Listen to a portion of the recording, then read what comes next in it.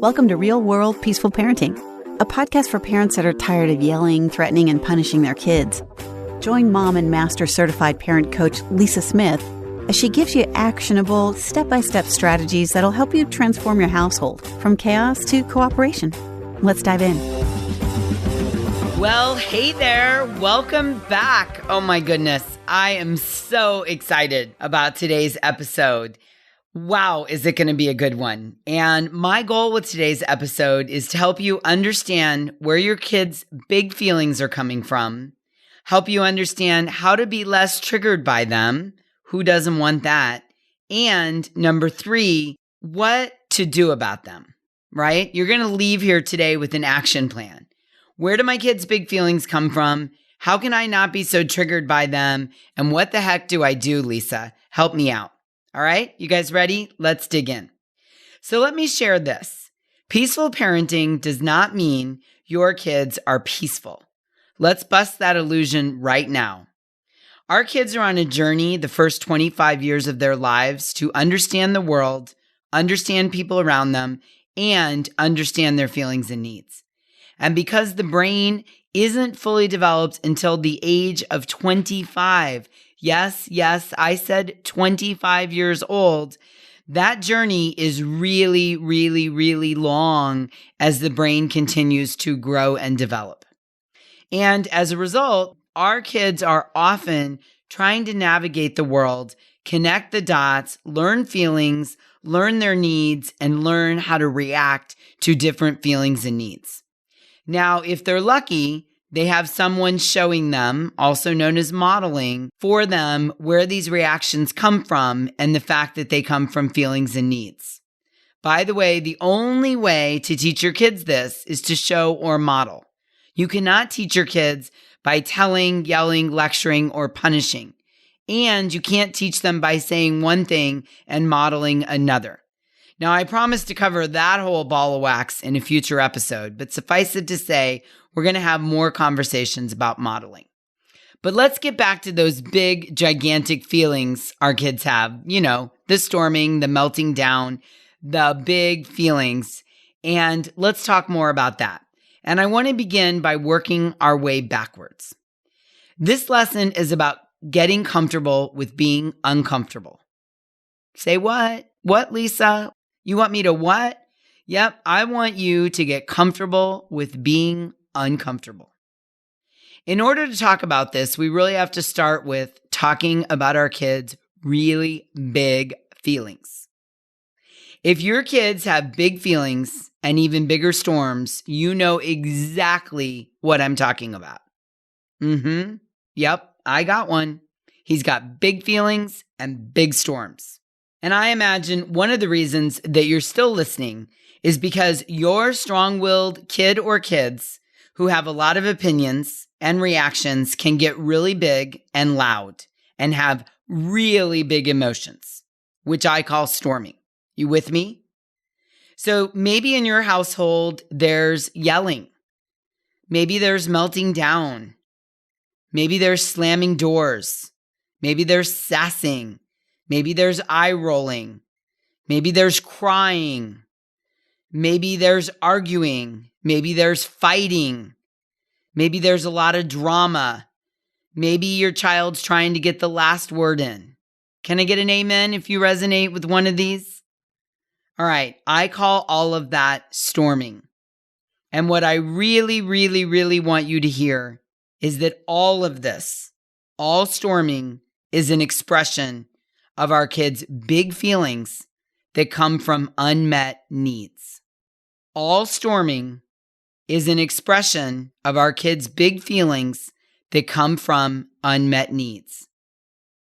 And for some reason, I don't know whether it's brain wiring or DNA makeup or the characteristics of just being a strong-willed kid, but strong-willed kids feel their feelings intensely. Their highs are high and their lows are low. They feel a lot of joy, you know it, and when they feel a lot of anger, you know it. When they are pleased or proud or looking forward to something, you know it, right? Anything they feel is often really big and is expressed in a really big way. One of the first things we really need to understand is that they're just expressing their feelings. And our number one job as parents, I beg you to hear this, our number one job is to not take their big emotions personally. It's not about us. They're not doing anything to us. They're not trying to be difficult or disrespectful or unkind or give us a hard time. They're not trying to do any of that. What they're doing is they're having a hard time. There's this saying that I absolutely love, and it says our kids are not giving us a hard time, they're having a hard time. And truer words have never been spoken. So let me repeat this so you make sure you get it. Anything they feel is an expression of unmet feelings and needs. One of the first things we really need to understand is that they're just expressing their feelings. And our number one job as a parent is to not take the storming personally. It's not about us. They're not doing anything to us. They're not giving us a hard time. They're having a hard time. When your child is storming, they are speaking the language of help. What they are saying to you is, if I could help myself, I would have done it already.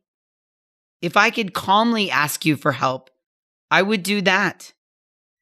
This is the only way right now that I know to ask you for help. And so this is really, really, really important that you remember this, that your child isn't giving you a hard time. He or she is having a hard time. And this is their language of help. This is the expression of the hard time that they're having. And the only way they know how to ask for help in this moment is to yell, cry, melt down, throw themselves on the ground, eye roll, sass, slam the door, scream at the top of their lungs. And it is critical that you not take his or her actions personally. You see, once you understand this, everything gets easier as a parent. It gets much easier to deal with these storms. It's much easier to connect with your kids. It becomes easier to hold space for their feelings and let them storm. Once you understand where the storm is coming from, you no longer want to shut the storm down out of anger or judge it. Of course, you may not like it, right? It's not fun. It's challenging. It's not comfortable, but you can see the purpose of it. Much like when they first came home from the hospital, the baby storms, right? Crying is storming, so I'm going to call it storming. The baby storms or cries to let you know that he or she needs help. What are they doing? They're speaking the language of help in the only way they're capable of doing it at that point. Ironically, most of us have so much empathy for the storming baby. We immediately go to it. We comfort the baby. We empathize. We play detective until we figure out what they need. Remember those days? Those days might have been long and tiring and frustrating, but my guess is you weren't taking the storming, i.e. crying, personally.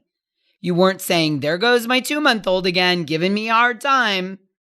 Or darn it, why does my 6-month-old disrespect me by storming every night at 6 o'clock, right? It's hard to even say it and take myself seriously. When they're real little babies and they're speaking the language of help, which is storming, we don't take it personally. And then for some reason, once our kids become verbal, we often start assuming that the storming is personal and something they're doing to us. I don't care what age your kids are, 2, 8, 9, 11, 13, 15, 17, 22. They're all speaking the language of help because they have an underdeveloped brain. Sure, the storming might look different, door slamming versus crying. It might be about something different, gaming versus a cookie, but it's still all storming. And all storming is our kids speaking a language of help. Help me sort out my feelings. Help me figure out what I need. If I could help myself, I would. If I could calmly ask for help, I would.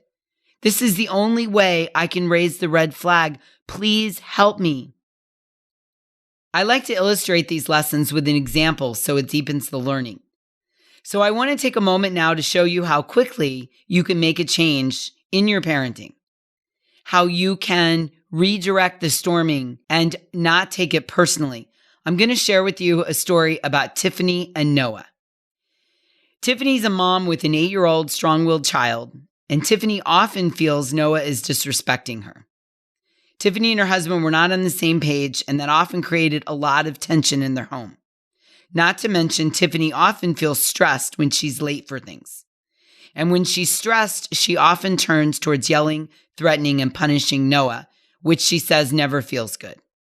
So this is an actual email I received from Tiffany shortly after our working together. And as I read this to you, I want you to look for how Tiffany was reacting to Noah's storming initially. Then I want you to notice how she stopped taking his actions personally. And finally, how she went underneath the behavior to the unmet feelings and needs, and as a result, ended up connecting deeply with Noah. So Tiffany wrote, Lisa, I had a great learning moment today with Noah. I picked him up from school. He was aggressive, bossy, and crabby. He threw his backpack at me and ran off to the car. Well, let me tell you something, Lisa. I was not about to pick that backpack up. I was getting really worked up. And as I was walking back to the car, I was thinking to myself, Noah, you are being such a brat. I can't believe you're giving me a hard time today. I marched all the way back to the car and told him it was his responsibility to grab that backpack and bring it to the car. I will tell you, Lisa, he was not being very nice at all. On top of it, I had the car running and it looked like it was going to rain. And I let him know that we were not going to get a new backpack if he left it out in the rain and it got ruined. I started getting really worked up. And then I heard your voice in my head, Lisa. I heard you telling me to get curious, not furious. So I took a couple deep breaths. I decided not to take any of this personally. I got in the car. I shifted. I looked at Noah and I said, Hey, Noah, you seem frustrated. What's going on? Oh my gosh, Lisa. Noah immediately started crying. I'm talking big, big, big tears. And said, no one wanted to play tag with me today at recess, Mommy. I had to play all alone. I didn't want to play hide and seek like the rest of the kids. I wanted to play tag and no one would listen to me or do what I wanted to do. So Tiffany said she responded, Oh, buddy, that's a bummer. So you felt left out and alone? Lisa, he looked up at me with these big eyes like I had just solved all of his problems. Yes, Mommy, that's exactly it. So we talked for a moment, and then I said, Hey, let's walk back together and get your backpack. While we were walking, we talked about frustration and how I sometimes feel left out and frustrated. Then I gave an example how I feel frustrated when he doesn't listen to me when it's time to get in the shower. He kind of laughed. I'm eager to see what happens tonight with the shower, but in the meantime, we connected and it felt great. And it was amazing to understand what was really going on for him when he threw that backpack down on the ground and ran away. Do you have goosebumps right now? I mean, wow, right? Can you see how Tiffany was taking Noah's storming personally and how it wasn't serving her or him? How she was angry and reactive, and then she shifted. She got curious, not furious. She got comfortable with Noah's big emotions, and that allowed her to get curious, not furious. Didn't you just feel yourself soften the minute you heard him say no one wanted to play tag with him at recess and no one would listen to him? By not taking his emotions personally, Tiffany was available to play detective and help him understand he was feeling the feeling of frustration. Okay, and later I'm sure she talked to him about not throwing the backpack when we feel frustrated. But in that moment, in the car, she was able to just be his safe place for him to regulate and calm down, for him to connect the dots. between, oh, when I feel frustrated, this is how I act. And I felt frustrated because no one would play with me. He was carrying that around with him all afternoon. And he needed a safe place to talk that through and regulate. And his SOS, his cry for help, was the big emotions, was the throwing the backpack and storming off. Can you see this? And can you imagine how he felt seen, heard, and valued? How Noah felt connected to his mom. I imagine he felt like, wow, she gets me. I want to just give you a moment to absorb this. I want this for every one of us. And I really want this for our kids. I dream of raising a generation of kids that feel seen, heard, and valued. And let me say, if you can get comfortable with your kids' big emotions, you are so much more available to help them through the storm. You can be the safe place for your kids to regulate and calm down and to move to the other side of the storm where they can assess the unmet need. You can do this just like Tiffany and Noah. And all it takes is to get comfortable with being uncomfortable. A lot of times our kids' big emotions make us really genuinely uncomfortable. I get it. That used to be me 100%. For many of us, our brains go to this place of being triggered with their big emotions because we weren't allowed to do this as kids. Maybe your parents would have not tolerated that storming for even 1 minute, and it makes you cringe even thinking about it. Maybe you can't even imagine what it would be like to not only tolerate, but hold space for your kids through the storms, because maybe you weren't allowed to express big emotions. And if you even tried to express them, you would have been punished or shamed or embarrassed. Or maybe up until this podcast today, you didn't even know why your kids were storming. I certainly didn't. I had no idea why my kid was storming before I switched on to peaceful parenting. I had absolutely no idea. And I will confess, I used to take every one of his storms and big emotions completely 100% personally. Why is he doing this? How dare he? I can't believe this. Not again. Or maybe your brain thinks they're acting this way because they're being manipulative or disrespectful or giving you a hard time or being uncooperative. Yeah? Well, the problem is these judgments or these thoughts that we have trigger us and allow us to be wildly uncomfortable with our kids' big emotions.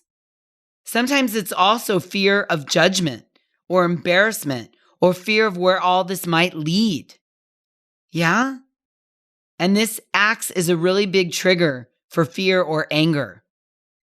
And then we jump in and start storming right alongside our children. And so one of the takeaways from today's podcast is to get comfortable with your kids' big emotions.